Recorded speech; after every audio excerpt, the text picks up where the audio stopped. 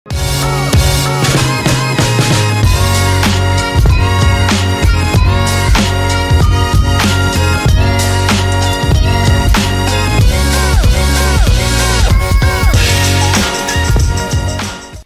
mga ka-learners and welcome to another episode of eChicks, a podcast na malapit sa manukan where we explore into the world of student-centered learning. I am your gorgeous host, Eugene, And I am your pretty host, Cheska. Another day, another podcast na naman. But before that, kamusta ang sa natong partner, oy? So, how are you today, partner? Okay na ko, partner. Inspired ko gabi. How about you, partner? Kumusta na itong love life niya? Ang importante, naniod ko taron. Exactly, partner. So, ato sa kumusta ho na itong mga ka-chicks viewers niya? Kumusta man na itong life lately? So, kindly comment kung kumusta mo. Okay pa ba mo? Move on na taday. Dahil pa yato na ko na-encounter na word Ay, ba? isa day. Parang lahi mo na gito move on. Mo pasabot Hindi, move on dito dahil sa atong last nga topic sige, ito. sige. So, lahat pa ato na ko na-encounter na ako ng bagong nga word ba? IBL. Familiar niyo meron? Di ba naroon niya sa college na to? Kaya remember ko last katong ni college taday nga, na-topic ko na to ng IBL, pero nakalimot ko unsa jud ang anang main jud nga idea of that topic ng IBL. Ay kabala ka dahil because we have two lovely guests today nga atong gi-invite to share their experience in IBL. Kinsa man na daw excited ko, kinsa man ni atong mga lovely guests karon. So joining us today, our two lovely guests, we have Ian Angelo, a dedicated teacher who implements IBL in his classroom, and John May, a student who has experienced IBL firsthand. Let's welcome our two lovely guests, Mr. Ian Angelo Butalid and Miss John May Aton.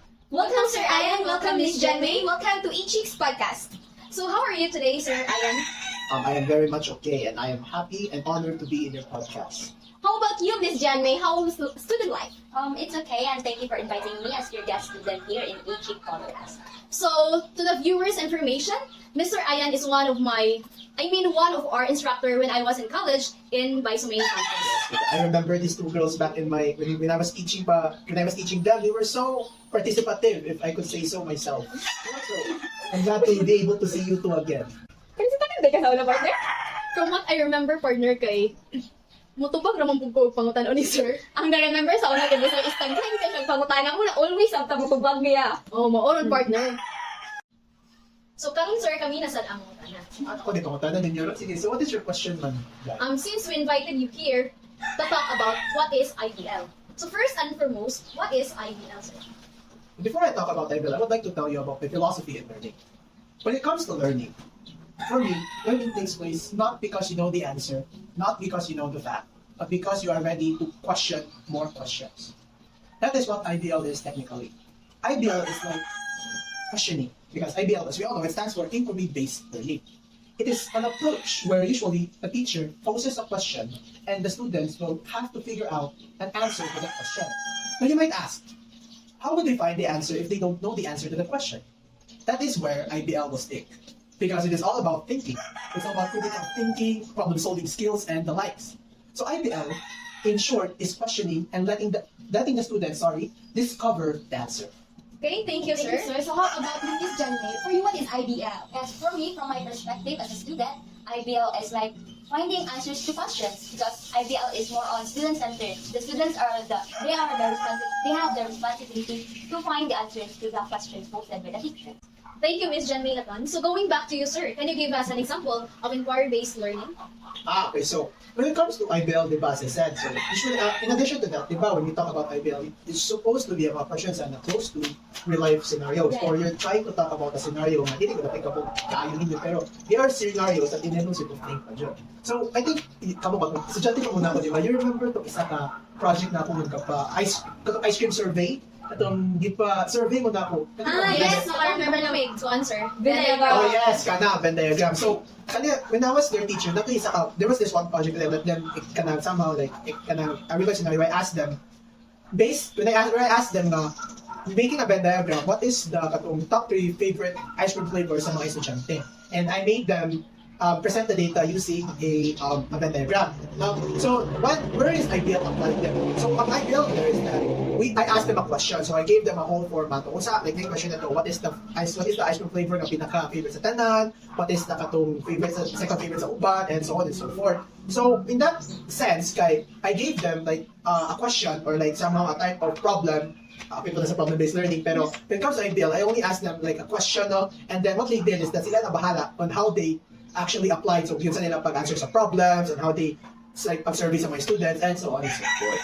Oh, thank you for that information, sir. So how about you, Miss Janmay? What is your experience in using IBL? So for me, we had a project about trigonometry, whereas the teacher asked us about the angle of elevation. So it is a group project, and then I remember nagimo mi og 3D diagram where it shows angle of elevation, and by that it encourages us to think critically and of course problem solving because there is also a problem given by that situation, and also creativity. It fosters creativity because it kanang gi-encourage jud may unsaon na mag-apply our learnings about trigonometry in making the 3D diagram. So it is an example of IBL since it focuses on critical thinking, problem solving, and creativity.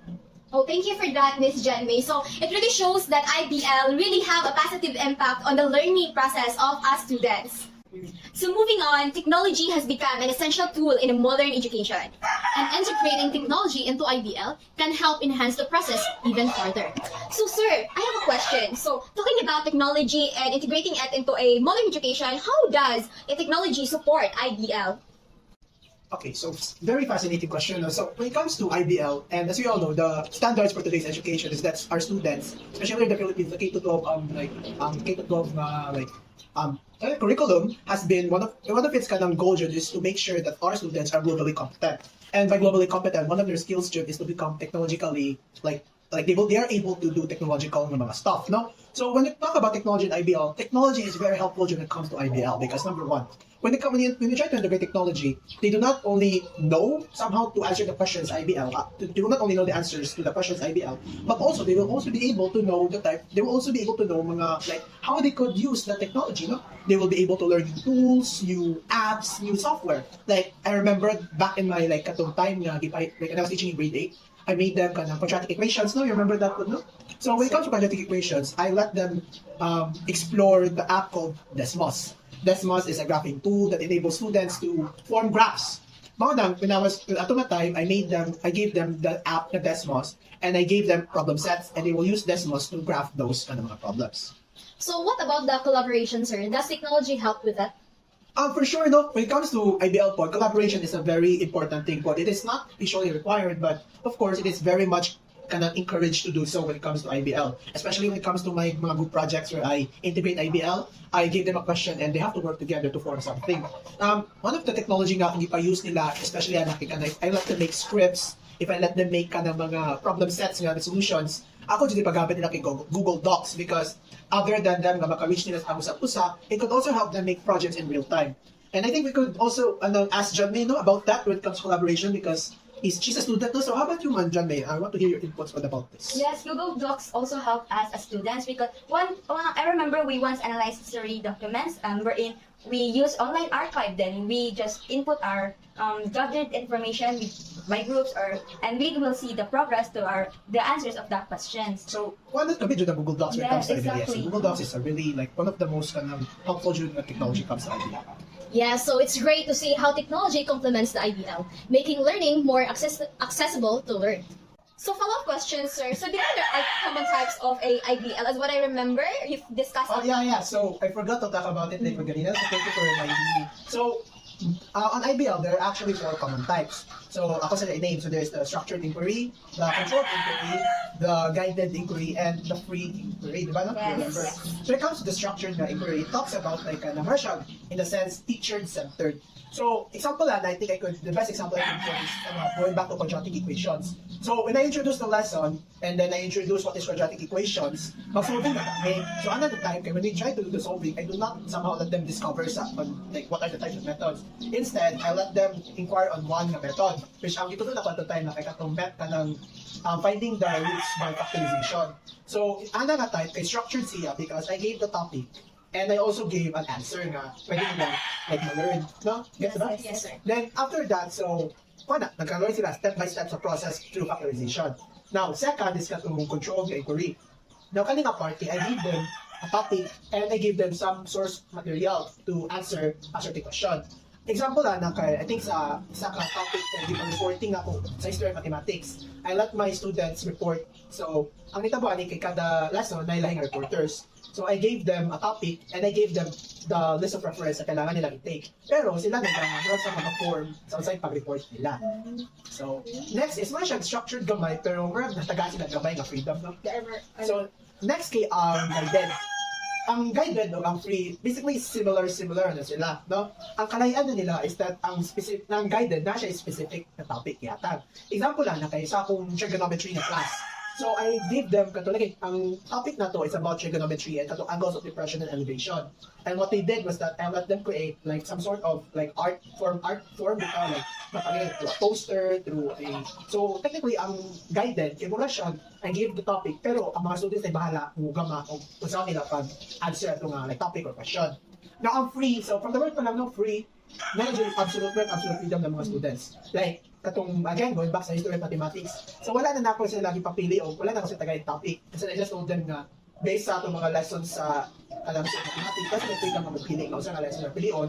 And also, they have the freedom to kung saan nga project ilabuhaton. Again, so whether 3D art ba or kanang pwede sila acting, pwede sila poem, kanta. I think I remember no, you Miss Jessica, you made a song pag history of mathematics. So ito nga song, perfect na, very nice song na. So I think those are the 4 types, no? From what I remember, again, sila tong structured, controlled, guided, and free. Speaking of the song, remember ba sa tong song?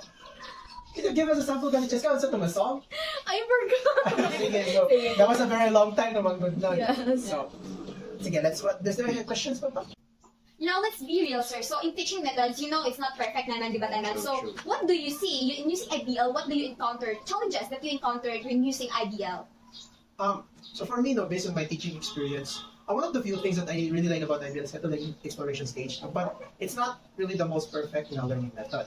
Because ako na yung main problem when it comes to IBL is that, especially when it comes to my like, teaching method, it's very somehow time-consuming din siya. Because when it comes to exploration, you don't have to really rush by the students when it comes to exploration.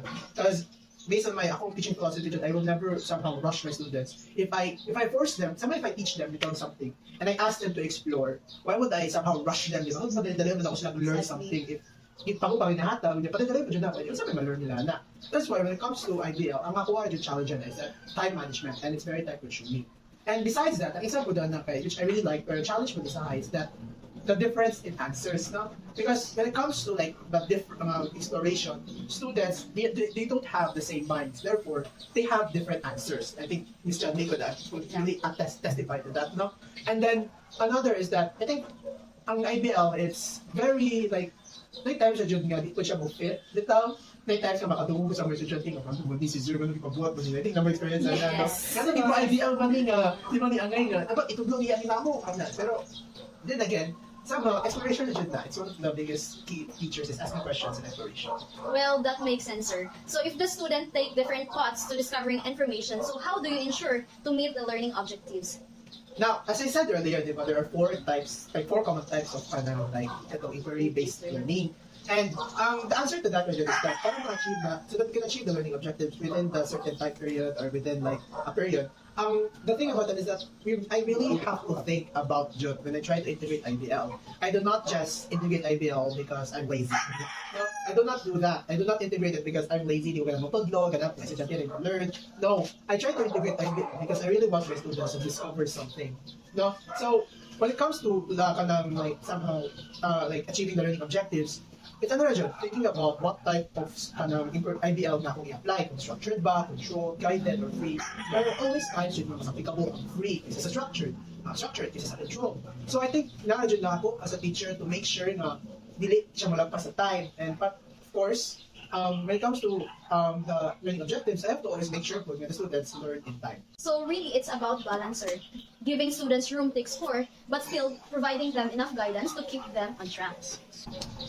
So how about you, Miss Aton? So how did you adjust from regular classes to inquiry-based learning? Yeah, honestly, at first it was frustrating. You know, when teacher asks questions, all questions without answers, right? It's quite frustrating if you don't know the answer, right? So I can relate.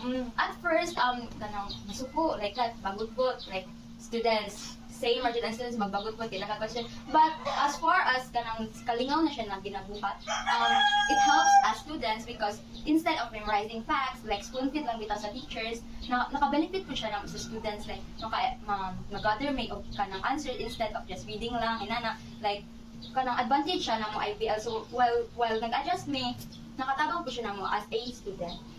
Okay, di ba partner ka relate sa tanong? Yes, Anong kita pa yung students? ko nga, like, pagpagot-gut kita every Yeah, time si mo ang Johnny. letter on. Later on, I realize pa naman how IBL help us really like kind of have our kind of full responsibilities, learning also, that's how IBL help us as students. So that's one of the best thing about IBL. So it doesn't teach us about the content only, but it teaches us how to learn, right, partner? Yes, partner. And once the students develop that skills, they will carry it with them for life. So, sir, what are your message or advice to those teachers who want to implement IBL into their classrooms? So, for the teachers out there, for the mga future educators out there, to those who want to implement IBL, I have two advices for you. First is that never discourage your students from asking questions. It doesn't mean if they ask questions, it doesn't mean that they don't know, but you always have to have this mindset that if they ask questions, they want to learn more. Number two is that give them time.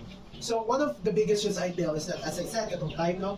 So as future educators, as future teachers, or as teachers karon, make sure if you're going to implement IBL, you always have to make sure the students have enough time for them to be able to learn yun kung saan yung ganahan nila ma-learn. So I think, mga ako ganahan ma-advise siguro. Thank you so much, sirs. So how about you, Miss Aton? Can you share or can you give an advice to the students like you? Yes. So, mga students like me, no? First, Jude, once magbagot-gut naman siya kinaunhan, right? So, discourage yourself from focusing on the disadvantage of IBL. We must learn to focus on its advantages because IBL really helps students to grow, like explore new things, explore ideas, and it really helps a lot as in based from experience just grow with ka as a student and also as a person. Yes. So to the students out there, so bagot-but sa taon na. Let's focus on the bright side. Thank you, Sir Ian. Thank you, Ms. Janmay, for making time for today and sharing us your experiences in IBL. So, hope na ma-invite mo na mapuhon again for another episode in our podcast. And we learned really a lot today. Thank you so We are much. so happy to be here now, and thank you to the viewers, and thank you our dear hosts, my past students, and we're both happy to be here. So thank you again, viewers. So bye. Wow, what an insightful discussion. We explored the fundamental of inquiry-based learning, the role of technology in enhancing IBL, and both the teachers' and students' perspective on this approach. Absolutely. Some key takeaways from today's conversation include how IBL fosters critical thinking, problem solving, and collaboration skills. We also learned the 4 types of IBL, and while the transition of the IBL can be challenging, but proper structure, clear learning goals, and the right mindset can make it a transformative experience. So to all our viewers, listeners, we hope you found today's episode informative and inspiring. Inquiry-based learning is more than just an educational method. It's a way of thinking that prepares students for the real world. So, if you enjoyed this discussion, don't forget to follow our podcast for more episodes on student-centered learning. And if you have any thoughts or experiences with IBL, feel free to share them with us. That's it for today's episode. Thank you for tuning in Ichik's Podcast, ang podcast na malapit sa Manukan. Until next time, keep exploring, Keep questioning, and keep learning. Bye-bye!